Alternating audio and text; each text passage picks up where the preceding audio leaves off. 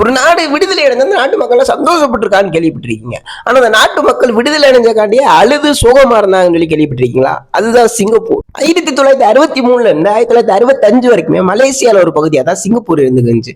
அரசியல் ரீதியாகவும் சரி, பொருளாதார ரீதியாகவும் மலேசியாவுக்கும் சிங்கப்பூருக்கும் பிரச்சனையாவே இருந்திருக்கு. சொல்லப்போனா மலேசியாங்கிறது அப்பவே வளர்ந்த நாடு, பொருளாதார ரீதியாகவும் சரி, வளங்கள் நிறைந்த நாடாவுமே இருந்துச்சு. ஆனா அப்படியே ஆப்போசிட் சிங்கப்பூரை பாத்தீங்கன்னா தண்ணிக்கு கூட மலேசியாவை தான் நம்பி இருக்க வேண்டியது இருந்துச்சு. பொருளாதாரமும் பெருசா இல்ல, இயற்கை வளங்களும் பெருசா இல்ல, மலேசியாவை நம்பி இருக்க வேண்டியதாவே இருந்துச்சு. இப்படி இருக்கிறப்பதான் 1964ல 2 பெரிய கலவரங்கள் நடக்குது.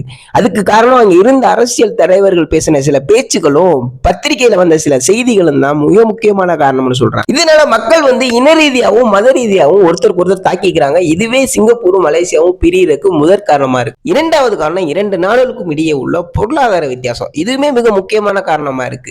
2 நாடுகளும் பிரியுது. இதனால மலேசியாவுக்கு எந்த விதத்திலையும் பாதிப்பு கிடையாது. ஏன்னா மலேசியாங்கிறது அப்பயே வளர்ந்த நாடு. ஆனா சிங்கப்பூருக்கு இது பெரிய பாதிப்பா இருந்திருக்கு. ஏன்னா ஒரு தண்ணிக்கு கூட மலேசியாவை தான் நம்பி இருந்திருக்கு. அடுத்து என்ன பண்ண போறோம் தெரியாம நாட்டு மக்கள் அழுது பயங்கரமான சோகத்துல இருந்துகிட்டு இருந்திருக்காங்க. அப்போதான் சிங்கப்பூர் மக்களுக்கு நம்பிக்கை நட்சத்திரமா லீ குவான் யூ அப்படிங்கிற ஆக சிறந்த தலைவர் உருவாகிறாரு. அவர் அந்த நாட்டு மக்கள்கிட்ட சிங்கப்பூரை உலகத்தின் தலை சிறந்த நாடா மாத்தி காட்டுறேன், என்ன நம்புங்கன்னு சொல்றாரு. அந்த நாட்டு மக்களும் கடினமா உழைக்கிறாங்க. கல்வி, தொழில்நுட்பம் பல இதுல முதலீடும் பண்றாங்க.